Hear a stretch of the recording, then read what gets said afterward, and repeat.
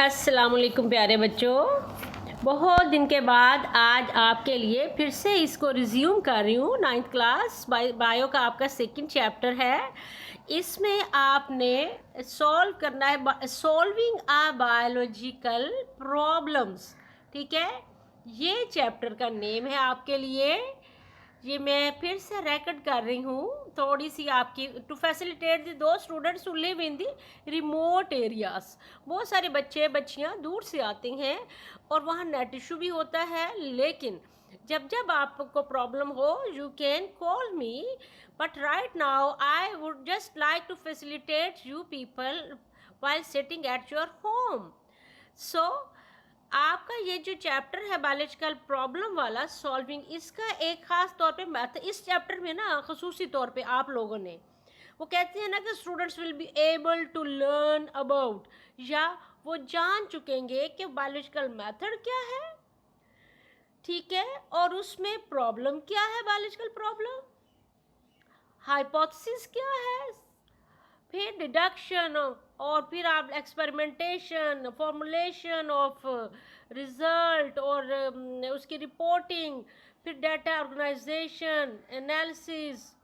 ठीक है, ये सारा का सारा आपने इस चैप्टर में पढ़ना है। ठीक है, right now I just like to define what is the biological problem.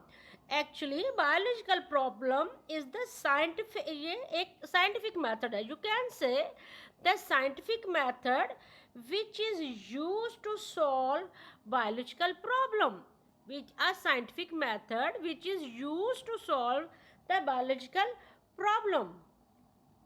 ठीक है, ये कहलाता है बायोलॉजिकल मेथड।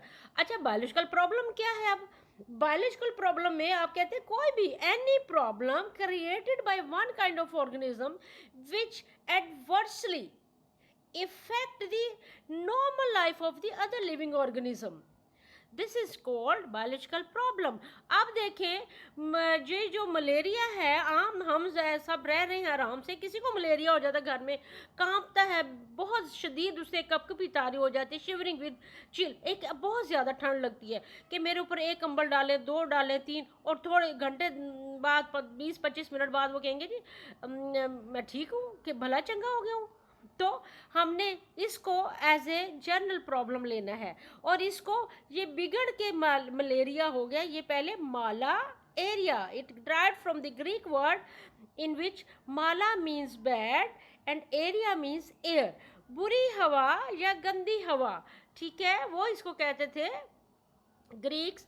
वो नाइट्रोजनस एरिया होते थे ना, स्टेगनेंट वाटर, वो मार्शी एरियाज, वहाँ पर नाइट्रोजन रिच होती थी, उसके ऊपर मॉस्क्यूटो फिर रहे होते थे, तो वो जो मच्छर थे ना वो ये स्प्रेड कर रहे थे बीमारी, तो फिर इसके रेफरेंस से वो ये माला एरिया हो गया बिगड़ के। अब right now we said the malaria simply. अच्छा, अब क्या है कि बायोलॉजिकल मेथड जो है ना ये ऐसे हैपहैज़र्ड नहीं होता, इसके कुछ स्टेप्स होते हैं। ठीक है, आपने वो स्टेप्स को कैरी लेना है और इसको सीरियसली लेना है बच्चों, आपने ऐसे नहीं हैपहैज़र्ड कुछ भी नहीं पढ़ा जाता। अब ये है कि सबसे पहले होता है रिकग्निशन ऑफ द प्रॉब्लम, ठीक है, और वो बायोलॉजिकल प्रॉब्लम होता है। आपने इसके अंडर जो पढ़ना है बायोलॉजिकल प्रॉब्लम में, तो बायोलॉजिकल प्रॉब्लम हमने कहा है जी हमारे पास बायोलॉजिकल प्रॉब्लम है मलेरिया, तो अब हम मलेरिया को लेके जाएंगे कि हमने रिकग्नाइज कर लिया।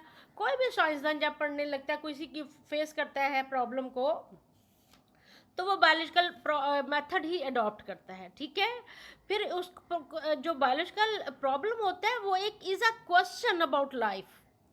This question may be asked by someone, someone else ask the question। किसी साइंसदान के जहन में भी बात आ सकती है, वो खुद भी सोच सकता है ना, तो वो recognition of the biological problem हमने रिकग्नाइज किया है जी, हमारे पास है मलेरिया। अच्छा, ऑब्जर्वेशन, रिकग्निशन के बाद आता है ऑब्जर्वेशन, आपका सेकंड स्टेप है ऑब्जर्व। अच्छा, इसको उर्दू में कहते हैं मुशाहिदा।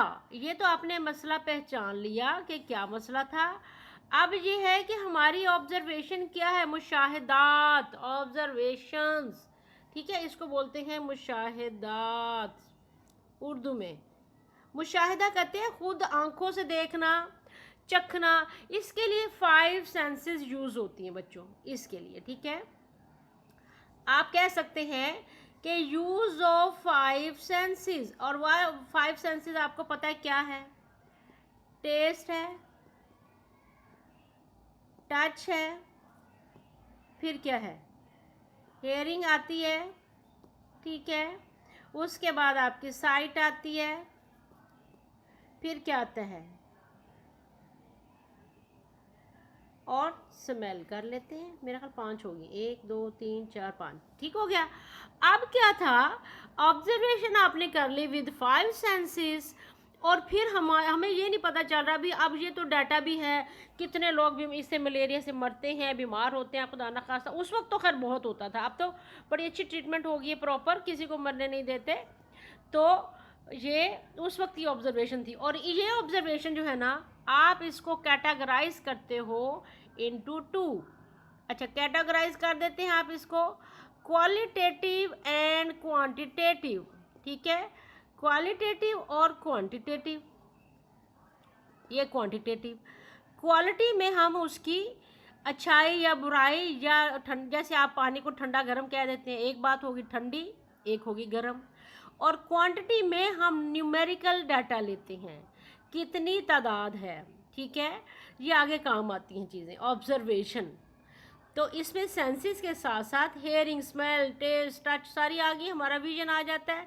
तो ये क्वांटिटेटिव और क्वालिटेटिव में आप फ्रीजिंग पॉइंट जैसे कह देते हैं वाटर का, हम कह देंगे क्वालिटी क्या है जी? Freezing point of water is, जब आप ये कहेंगे freezing point of water is colder, colder ठंडा, then boiling point. Boiling point, अब देखें ये तो क्वालिटी आ गया, इसमें आपने कोल्डर और आपने क्या देना है जी? ये पानी इसका ठंडा है और गर्म है, ये कोल्डर, और इधर आप कहेंगे जी बॉइलिंग पॉइंट से, देन दी बॉइलिंग पॉइंट, ठीक है। अच्छा, ये क्वालिटी है। तो क्वांटिटी में क्या करेंगे? क्वांटिटी में आप बात करेंगे कि ये 0 डिग्री होता है फ्रीजिंग पॉइंट, और बॉइलिंग पॉइंट होता है 100 डिग्री। ऐसे ही कहेंगे ना, ये इसकी क्वांटिटी हो गई और ये इसकी क्वालिटी है, ये क्वालिटी है, ये क्वांटिटी है, ठीक है। इस तरह से आपने बताना है। आप ये भी कह सकते हैं अ litre of water way 1000 grams and a litre of ethanol weighing is 789 grams, ठीक है। तो अच्छा, इसमें फिर देखते हैं कि ऑब्जर्वेशन में एक्यूरेसी किसकी है। तो क्वांटिटेटिव ऑब्जर्वेशन जो होती है ना, ये क्वांटिटेटिव ऑब्जर्वेशन ये more accurate then qualitative observation. Quality में तो भाई आप ठंडा गर्म कह देंगे, अच्छा बुरा कह देंगे, कोई एक वक्त में एक अच्छा होता है, दूसरे वक्त में बुरा होता है, ठीक है ना। तो क्वालिटी जो है ना, ये तो चेंज होती रहती है परमानेंट बेसिस पे। अब पानी जो है 0 डिग्री पर फ्रीज हो जाता है, और 100 डिग्री पर आप कह देते हैं जी उबलने लगता है। तो 0 डिग्री, 100 डिग्री, ये इंटरनेशनल परमानेंट इसकी वैल्यूज़ हैं, ये नहीं बदलेंगी, ठीक है। अच्छा, फिर इसके बाद आ जाता है हाइपोथेसिस। Hypothesis formulation. हाइपोथेसिस को पता है क्या कहते हैं उर्दू में? मफरूज़ा। मफरूज़ा, ये मुझे उर्दू में ऐसे लिखना है, ये मुशाहिदा या मुशाहिदात मफरूज़ा, यानी किसी चीज़ को फ़र्ज़ कर लेना। आपने फ़र्ज़ कर लिया जी एक चीज़ ऐसी है, हमने कहा, उन्होंने कहा जी मलेरिया जो है ना वो स्टैगनेंट वाटर पे मार्शी एरिया में फैलता है, तो ये फ़र्ज़ कर लिया था, ठीक है।